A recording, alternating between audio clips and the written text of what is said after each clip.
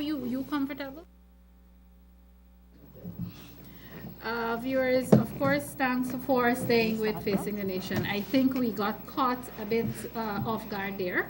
But nevertheless, we're here with you and we're going to carry on a smooth conversation. Again, thanks for staying tuned. Again, those of you who are now joining, earlier we had two candidates we spoke with from Constituency 10 and Constituency 11, of course, Heston Boswick and Yvonne Ferguson. Now we have Shondel Hope. She is the first past the post candidate from Constituency 2. And of course, Shondel, we thank you very much for the first time. Interestingly enough, she's worked in politics for so long. This is the first time she's coming on Facing the Nation. Shondel, thank you very much for being with us today. Thank you very much, Malika, for having me. And thank you, the viewers in TV land, for having me in your home too. Okay. All right. Great. And we're all excited because it's building.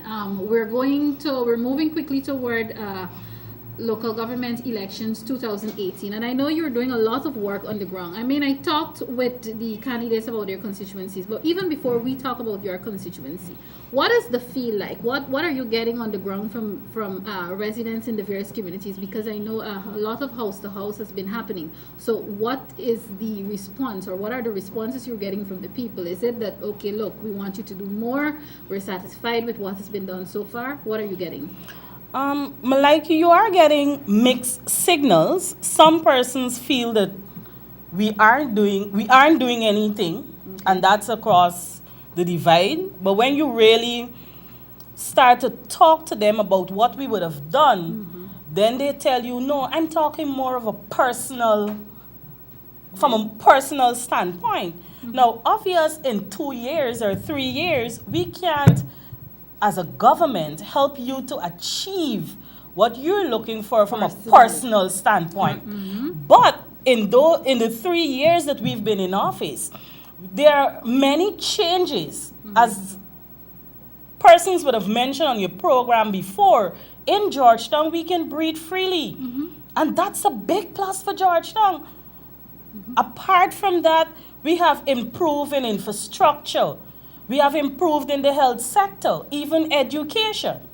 So, and what I think persons are forgetting is that apart from the David Granger-led administration implementing their policies, they have the 23 years mess to clean up simultaneously. So I think we need to give this administration a break.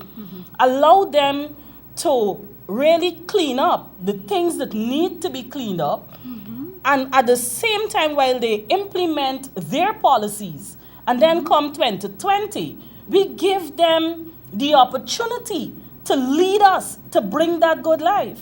I think that is what we need to do as a nation. Indeed, perfectly put. And viewers, of course, you know I'm 100%, 120% APNU. Shonda, let's talk about your constituency now, the boundaries, the communities.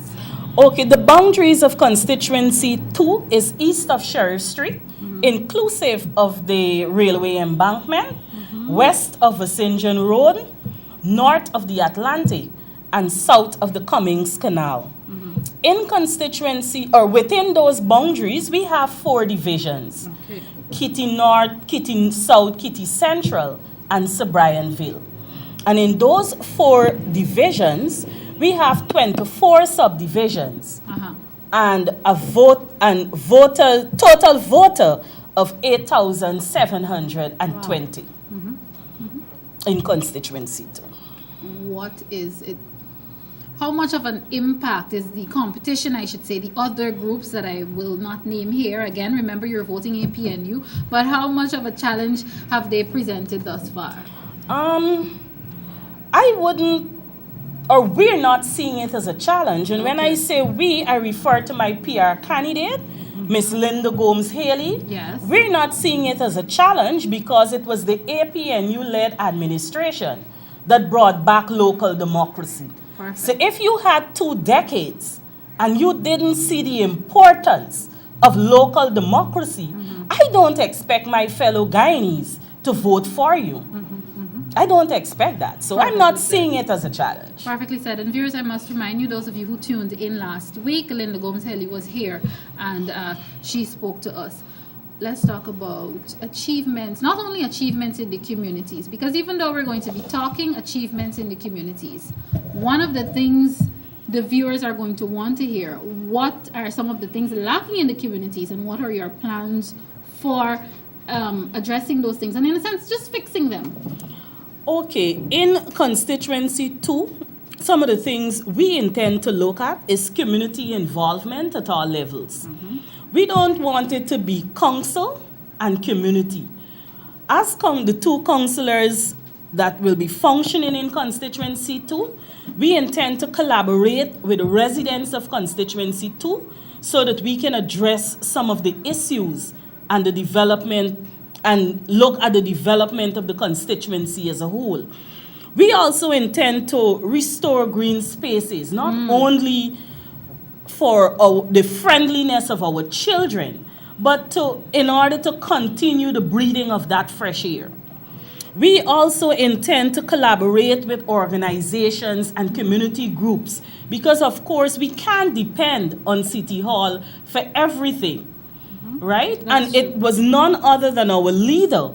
While we were advocating for local government elections and all these things that said to us, we can start from our own level too. And that is the intention of the sitting councillor, Councillor Gomes Haley, and I after the 12th of November. The next thing we intend to look at is health outreaches.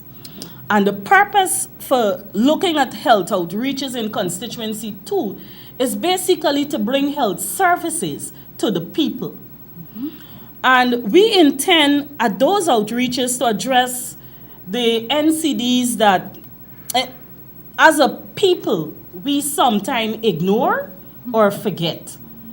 And so we want to encourage the citizens of Constituency 2 to not only have a healthy environment, but also to have a healthy life, where you do regular tests of your blood sugar, your blood pressure, you look at what you eat, and your nutrition balance and so on. And those are some of the things, of course, not limited, but of course we're going to address all other issues in the community.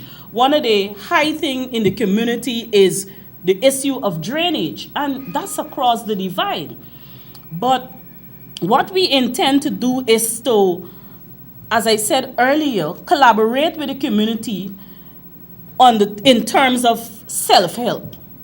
Approach the various agencies, try to get the tools, and then approach the businessmen and women in the community to put up the financial resource where we can employ the residents of the community, because it's going to address the issues that will affect you as a business person. So if you can, instead of having the area flood, if we bring the tools to the community and we get the non-working young people in the community and we do self-help, then you can meet us halfway, because the end game is to clean the environment and develop the community. You said a mouthful indeed, and I'm happy that you said so much because I want to talk to you about how receptive the people are. One of the things as a city, as a town, that we keep complaining about is every time somebody who's a potential councillor or a councillor opens their mouth, and of course this is no offense to the two councillors who are here and they're still sitting in studio, but it's a general complaint that people like to remind us that, look, community development is not only about drains and alleyways and lights and so on. So I'm happy that you talked about the nutritional aspect of it and the different things that you plan to do.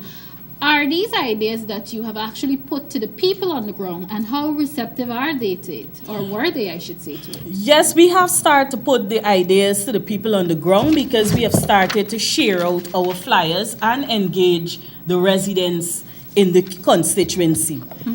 And they are very receptive to our issues or our ideas, want of a better word, our ideas to them with regard to development of the constituency. There are, for instance, in one of our outreaches, I had a chance to have a discussion with the late president of Guyana's sister, Miss Hoyt. Okay. And it was an interesting one. She felt so comfortable that she shared an experience she had in her work life with us. And so, she even said, okay, I'm going to advocate to my neighbors to vote for you. It was nice meeting you, Miss Hope. You sound good. Keep it up. So, when you meet elders in communities like those and you can talk to them and they are impressed, that gives you an additional motivation to go on, because, of course, they are the institutional memory that we as young people need to propel and to really bring that change that we are calling for. Let me put a spin on it, a different spin that somebody who's not necessarily in APNU's corner may say to you. All right, you have all of these new ideas, the blood pressure testing, the watching what you eat.